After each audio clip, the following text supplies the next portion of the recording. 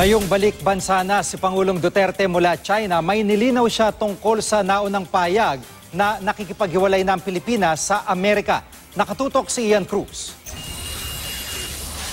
I announce my separation from the United States, both the military but economics also. Matapos sabihin niya ni Pangulong Duterte sa harap ng mga opisyal ng China sa kanyang state visit doon, ito naman ang nilinaw niya nang dumating sa Davao City mula China kagabi. It's not severance of ties. When you say severance of ties, you cut the diplomatic relations. I cannot do that. Why? It's to the best interest of my country that we maintain that relationship. Why? Because there are many Filipinos in the United States, Americans of Filipino ancestry. Why?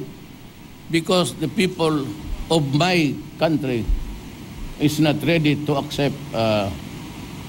I said separation. What I was really saying was separation of a foreign policy. Ang mga kasunduan at tratadong pangseguridad, isasangguni pa raw niya sa militar at pulisya. Hindi lang daw ang mga Pilipino nagtatrabaho sa mga kumpanyang Amerikano ang dapat alalahanin, kundi maging ang mga Amerikanong nasa Pilipinas. That's why better be careful with the word. We separate or severe our diplomatic relation. The second one is not feasible. Why? The Filipinos in the United States will kill me. That is why I am not going there.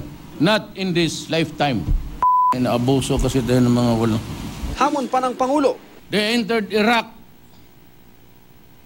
They killed Saddam, destroyed the country, killed so many people, only to find out that there was no weapons. So must tell me if it is right, because I will resign. Muli ring binatiko si Duterte ang European Union. Pati pa itong EU, isa ring ugok, some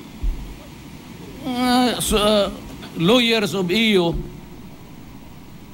nulat-tulatan ako that I could be, ang masakit dyan, ganito, nila.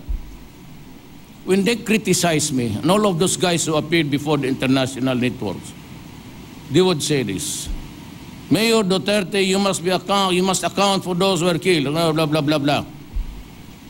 Remember that if you do that, we will cut the assistance and the aid money. Kayo. Ganon kaliit ang tingin ninyo sa amin. Pumunta ka dito, ipakain ko yung dollar mo. Di naman dinitalya ng Pangulo kung anong napag-usapan nila ni Chinese President Xi Jinping ukol sa pangingisda ng mga Pilipino sa Panatag Shoal. Hintayin na lang daw ang mga development sa mga susunod na araw. Mula sa Davao City, Ian Cruz, Nakatutok, 24 Oras.